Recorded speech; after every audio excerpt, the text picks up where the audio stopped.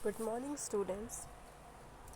आज आपकी क्लास है वस्त्र टेक्सटाइल हिस्ट्री ऑफ टेक्सटाइल यानी वस्त्र विज्ञान का इतिहास क्या था, कैसा है, इसके बारे में आज की क्लास है। तो आइए शुरू करते हैं। तो वीडियो शुरू करने से पहले मैं सबसे पहले ये कहना चाहूँगी, जिसने भी ये चैनल मेरा सब्सक्राइब नहीं किया है वो प्लीज़ सब्सक्राइब करें, और जिसने अनसब्सक्राइब कर दिया है वो प्लीज़ उसको दोबारा से सब्सक्राइब कर लें, क्योंकि मेरे सारे वीडियोस जो क्लास के वीडियोस हैं मैं यूट्यूब में इस चैनल पर डालूँगी। तो आप हम कभी भी जब भी आपका नेट आए तो आप हमेशा किसी भी समय इस वीडियो को देख सकते हैं। और इससे पहले फ्राइडे को मैंने सिलेबस सेंड किया था और आपसे कहा था कि आप लिख लेना, और सब बच्चों ने बात मानी होगी, लिख लिया होगा। और अगर आपने लिख लिया है तो प्लीज़ आप मुझे ग्रुप में फ़ोटो खींच के भेजिएगा कि हाँ हमने लिख लिया है, ठीक है। और नोट्स बनाते रहिएगा। मैं आपकी दीप्ति मैम आज स्टार्ट कर रही हूँ वस्त्र विज्ञान का इतिहास। तो आइए शुरू करते हैं। वस्त्र क्या होते हैं? वस्त्र हमारी सभ्यता, हमारी संस्कृति और सामाजिकता का आधार होता है। यानी कि वस्त्र पहनकर हम अपनी सभ्यता को दर्शाते हैं, किस प्रकार की हमारी संस्कृति है। हर देश की संस्कृति, हर जगह की संस्कृति अलग अलग होती है, ठीक है। जिस प्रकार के हम वस्त्र पहनते हैं उसी तरह की संस्कृति हमारे अंदर झलकती है। अब जैसे भारत में अलग तरीके के वस्त्र पहने जाते हैं, साड़ी पहनी जाती है, सूट पहना जाता है, लेकिन अमेरिका या किसी और वैसे मुस्लिम देश है जैसे पाकिस्तान हो गया, बांग्लादेश हो गया, अफ़गानिस्तान, ईरान, वहाँ पर क्या होता है? बुर्का होता है, ठीक है। वहाँ पर साड़ी नहीं पहनी जाती है और मुँह ढक के रहा जाता है। तो ये उनकी वहाँ उस देश की संस्कृति है, वहाँ उस देश की सभ्यता है, वहाँ के जिस तरह के लोग हैं वहाँ उसी तरह के सामाजिकता, मीन्स कि हम जिस समाज में रह रहे हैं उसके आधार पर हम अपने वस्त्र निर्धारित करते हैं, उसी तरह के वस्त्र पहनते हैं। अगर हम अमेरिका में चले जाएं तो वहाँ पर कोई साड़ी आपको पहना हुआ नहीं दिखेगा, वहाँ पर शॉर्ट ड्रेसेस पहनी जाती हैं, क्योंकि वो उनकी संस्कृति है। लेकिन हमारे यहाँ और जितने मुस्लिम देश हैं उनकी संस्कृति विभिन्न है। तो वस्त्र, इससे आपको समझ में आ गया होगा कि वस्त्र हमारी सभ्यता संस्कृति से प्रभावित होते हैं। जिस तरह की हमारी सभ्यता है, संस्कृति है और सामाजिकता है, उसी हिसाब से हम वस्त्र पहनते हैं।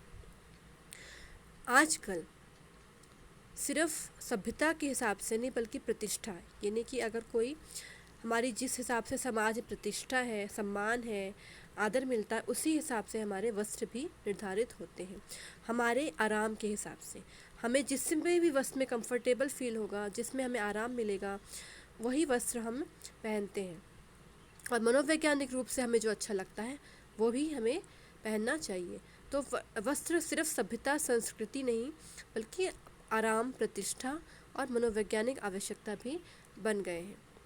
एक टेक्सटाइल, यानी कि टेक्सटाइल किस भाषा का शब्द है? लैटिन भाषा का शब्द है, और इस शब्द का प्रयोग फाइबर यानी कि रेशे से बने वस्त्रों के लिए किया जाता है। तो टेक्सटाइल का प्रयोग किसके लिए किया जाता है? रेशे से बने जो वस्त्र होते हैं उसके लिए टेक्सटाइल शब्द यूज़ होता है। अब इसका इतिहास 5 तरीक़ों से ज़रूरी है। सबसे पहले सुरक्षात्मक दृष्टिकोण,